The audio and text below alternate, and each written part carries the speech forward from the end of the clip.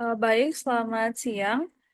Hari ini kami dari kelompok 5 akan menjelaskan mengenai studi kasus yaitu Unlocal in Burma. Next.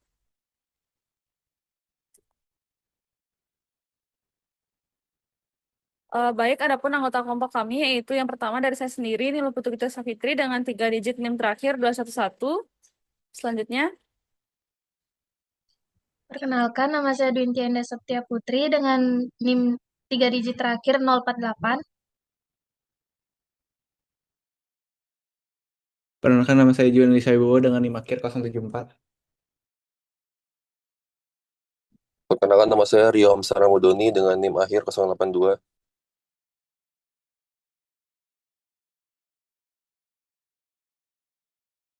Bisa. Oh, perkenalkan nama saya Okriyanti Watruti dengan NIM akhir 033. Perkenalkan, nama saya Catherine Fianturi, NIM akhir 201.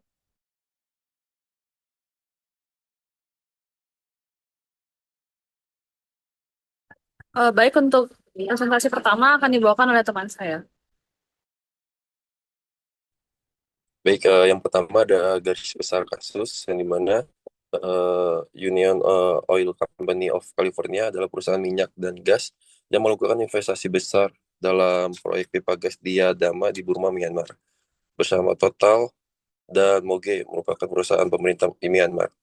Myanmar saat itu merupakan negara miskin dengan pelanggaran HAM serius seperti kerja paksa, regresi militer, dan diskriminasi etnis minoritas. Pemerintah militer menggunakan cara represif untuk menjaga keamanan proyek. UNOCAL bersama mitra menandatangani kontrak dan pemerintah Myanmar untuk membangun pipa gas dengan janji meningkatkan ekonomi lokal. Namun, muncul laporan bahwa pembangunan proyek didukung oleh kerja paksa, pengusiran penduduk, dan pelanggaran HAM terhadap etnis dan kelompok minoritas lain. Lembaga HAM internasional seperti Amnesty, Human Rights Watch, dan lain-lain menuduh UNOCAL turut bertanggung jawab karena tetap berinvestasi meski mengetahui resiko pelanggaran HAM. Lanjut akan jelaskan oleh teman saya. Baik, selanjutnya adapun identifikasi masalah yang kami dapatkan dari garis besar kasus tersebut. Yang pertama ada dari pelanggaran hak asasi manusia, yaitu terjadi kerja paksa, penggusuran, penindasan juga terhadap etnis minoritas di sana, yaitu dari ras Karen. Selanjutnya juga terjadi kekerasan oleh militer untuk menjaga keamanan proyek tersebut. Yang kedua ada dari tanggung jawab perusahaan multinasional. Jadi eh, terdapat pertanyaannya itu apakah Unlocal itu bertanggung jawab atas tindakan mitra lokal seperti tindakan dari pemerintah militer Myanmar. Dan yang kedua yaitu konflik antara mencari keuntungan versus etika bisnis.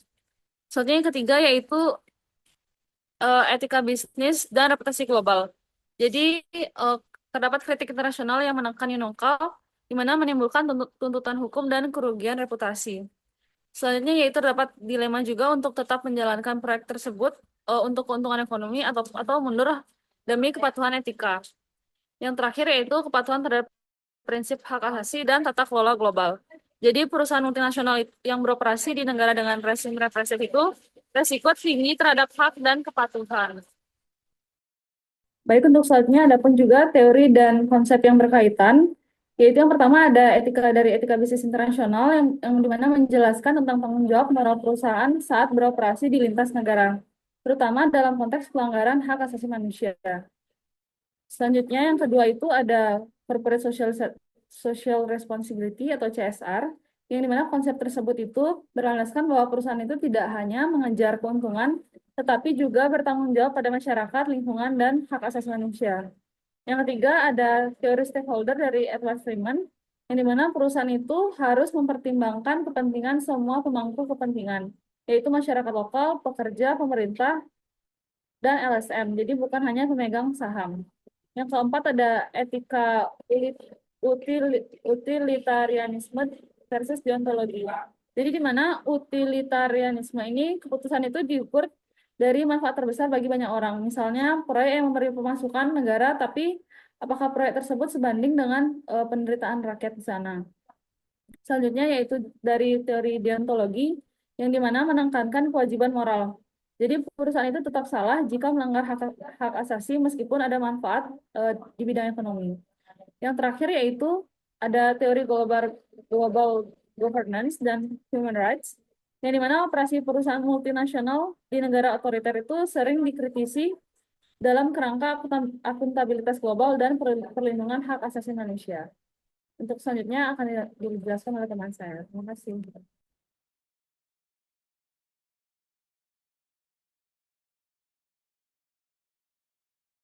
Baik, selanjutnya kita masuk ke bagian jawaban dan pertanyaan dari studi kasus. Pertanyaan pertama itu, nilailah apakah dari perspektif utilitarian, hak, keadilan, dan kepedulian lokal telah melakukan hal yang benar dalam memutuskan untuk berinvestasi dalam proyek pipa gas dan kemudian dalam menjalankan proyek tersebut dengan asumsi tidak ada cara untuk mengubah hasil dari kasus ini dan bahwa hasilnya sudah diperkirakan.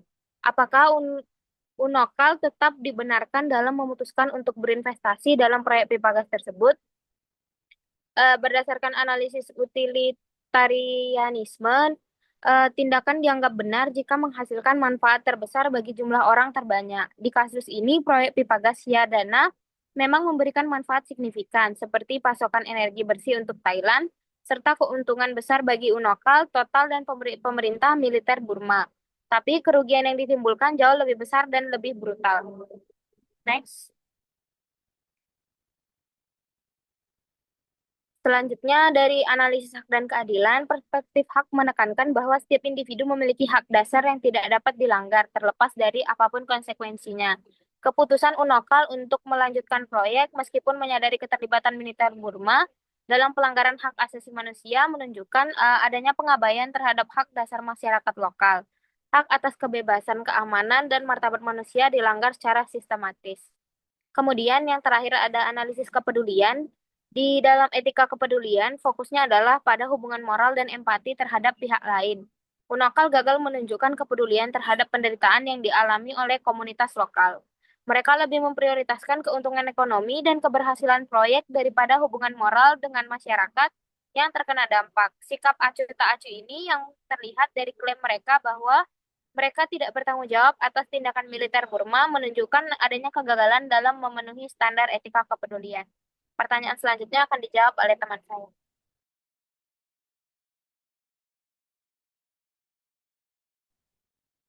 Baik, untuk pertanyaan kedua yaitu apakah Unokal bertanggung jawab secara moral atas cedera yang dialami oleh beberapa suku Karen dan apakah Chevron juga bertanggung jawab? Nah, jawabannya menurut kami Unokal itu tetap memiliki tanggung jawab moral atas pelanggaran hak asasi manusia yang dilakukan oleh tentara Burma terhadap warga Karen. Nah, walaupun tindakan kekerasan itu dilakukan oleh pihak militer dan bukan langsung oleh Unokal, perusahaan tersebut tetap terlibat secara tidak langsung karena mereka mengetahui adanya praktik kerja paksa dan kekerasan yang terjadi demi melindungi proyek pipa gas mereka.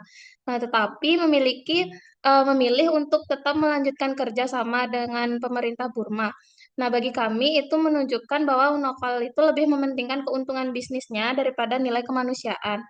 Nah, perusahaan besar seperti Unokal seharusnya punya kesadaran etis dan juga tanggung jawab sosial untuk memastikan bahwa proyek mereka tidak merugikan masyarakat setempat.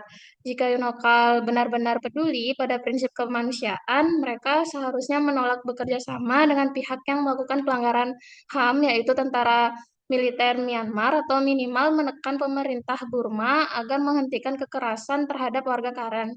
Nah, jadi menurut pandangan kami, tindakan Unokal tidak bisa dibenarkan secara moral karena mereka tetap mengambil keuntungan dari situasi yang penuh penderitaan dan ketidakadilan. Selanjutnya, untuk Chevron akan dibahas oleh rekan saya. Baik, untuk menyambung jawaban pertanyaan nomor 2, selain itu Chevron yang merupakan perusahaan yang akan membeli Unokal dan mengambil saham Unokal pada proyek Yadana yang juga dituduh terlibat dalam pelanggaran hak asasi manusia. Menurut kami, hal tersebut dapat dibenarkan berdasarkan fakta di lapangan, bahwa pelanggaran hak asasi manusia seperti penyiksaan, pembunuhan, dan kerja paksa masih terjadi dan dilakukan oleh tentara militer melalui laporan dari Earth Rights International. Dan pada tahun 2027 dilaporkan rezim militer menekan demokrasi nasional secara brutal. Dan terjadi kemiripan pola perilaku dari kedua perusahaan tersebut di mana Chevron memang tidak terlibat secara langsung terhadap aksi dari militer, tetapi dengan tetap berjalannya proyek di Burma, merugikan sebagian masyarakat di sana dan tentu saja hal ini bertentangan dengan prinsip etika bisnis, yang dimana dengan keuntungan yang masih didapatkan dari aktivitas proyek tersebut, maka rezim militer akan tetap melakukan pelanggaran hak asasi manusia jalan satu-satunya, yaitu hanya jika pemerintahan mereka sadar dengan sikap immoral yang sudah mereka lakukan kepada warga negaranya sendiri. Untuk pertanyaan selanjutnya akan dijawab rekan saya. Baik, di sini saya akan menjawab pertanyaan nomor 3, di mana apakah Anda setuju atau tidak setuju dengan pandangan Yunakal bahwa keterlibatan alih-alih isolasi adalah cara yang tepat untuk mencapai perubahan sosial dan politik di negara berkembang dengan pemerintahan yang represif. Jadi menurut kelompok kami tidak setuju karena terdapat dua alasan. Karena yang pertama, em, keterlibatan Yunokal em, tidak hanya gagal mencegah pelanggaran HAM, tetapi juga secara tidak langsung mendukungnya dengan mengontrak militer Burma yang represif untuk pengamanan. Yunokal mendanai dan memfasilitasi rezim tersebut untuk melakukan kerja kerja paksa, pemindahan paksa, penyiksaan, dan pembunuhan terhadap warga Burma. Kalau keterlibatan semacam ini tidak dapat dibenarkan secara moral sebagai cara untuk mencapai perubahan. Lalu yang kedua, em, Yunakal memberikan legitimasi dan sumber pendapatan vital em, melalui MOGE atau Myanmar Oil Gas Enterprise bagi rezim militer SLORC. Alih-alih mencapai perubahan positif, investasi ini justru membantu mengukuhkan kekuasaan rezim yang represif sehingga membuat perubahan politik yang diinginkan menjadi lebih sulit untuk dicapai.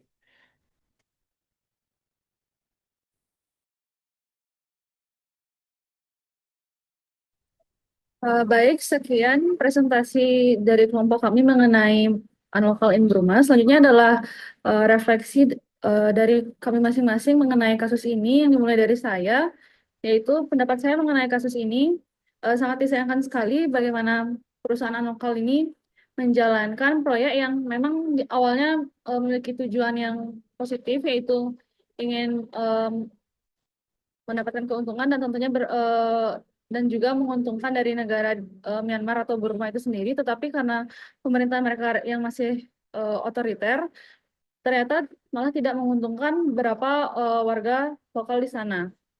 Selanjutnya selanjutnya walaupun unlokal itu tidak secara langsung melanggar hak asasi manusia warga di sana, tetapi dengan tetap melakukan proyek dan bekerja sama dengan pemerintah di sana, mereka tetap istilahnya membantu pemerintah di sana untuk melakukan hal yang melanggar hak asasi manusia.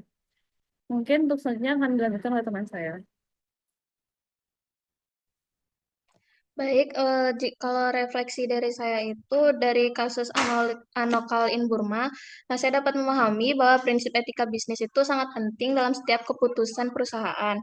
Nah, kasus ini itu menunjukkan bahwa keuntungan ekonomi tidak dapat dijadikan alasan untuk mengabaikan hak asasi manusia, keadilan, dan juga kepedulian sosial. Nah, melalui pembelajaran ini, saya menyadari bahwa bisnis yang etis harus memperhatikan dampak terhadap masyarakat dan juga lingkungan, bukan hanya kepentingan perusahaan. Nah, etika bisnis ini akan mengajarkan bahwa tanggung jawab moral dan kemanusiaan harus menjadi dasar dalam setiap tindakan ekonomi. Selanjutnya akan dilanjutkan oleh rekan saya.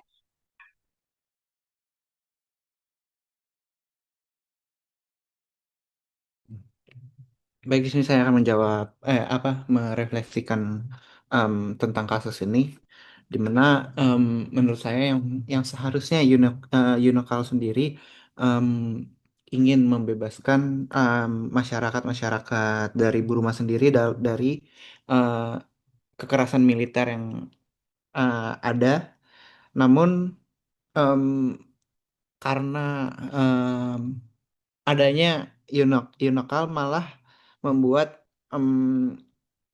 militer Burma itu sendiri mendapatkan keuntungan dari bisnis tersebut, dan meningkatkan persenjataan dari mereka sendiri yang akhirnya malah memperburuk dari pelanggaran HAM tersebut yang seperti penyiksaan dan em, pembunuhan terhadap warga. Em, Berikut adalah refleksi saya, selanjutnya akan dilanjutkan oleh teman saya. Baik, refleksi saya mengenai perusahaan Unokal ini, kalau menurut saya perusahaan yang bertanggung jawab, yaitu perusahaan yang berani menolak keuntungan yang diperoleh melalui penderitaan orang lain, serta menjadikan prinsip kemanusiaan itu sebagai bagian utama dari suatu bisnis. Mungkin sekian aja dari saya, selanjutnya dilanjutkan dari teman saya. Baik, refleksi dari saya, menurut saya mungkin ketika bisnis itu kayak aturan main, biar bisnis itu nggak cuma ngejar cuan aja, tapi juga tetap mikirin manusiawi. Jadi setiap perusahaan tuh harus mikirin dampak dari setiap tindakannya, jangan sampai demi untung besar malah nyakitin orang lain atau ngerusak lingkungan. Kayak kasus Alno kali ini, mereka tuh fokus banget sama proyek dan duitnya, tapi lupa sama nilai kemanusiaan. Padahal bisnis yang benar itu bukan cuma soal profit, tapi juga soal tanggung jawab sosial dan moral. Itu sekian dari refleksi saya. Selanjutnya untuk rekan saya. Jadi refleksi dari saya adalah bahwa keputusan Unokal untuk berinvestasi dan tetap melanjutkan proyek pipa gas ini, meskipun perusahaan mengetahui adanya pelanggaran hak itu, sebaiknya tidak dicontoh oleh perusahaan lain karena menunjukkan adanya pengabaian tanggung jawab moral yang serius. Keputusan yang hanya didasarkan pada keuntungan jangka pendek seringkali mengabaikan kerugian jangka panjang yang lebih besar, baik bagi reputasi perusahaan maupun bagi masyarakat. Baik, sekian presentasi studi kasus dari kelompok kami.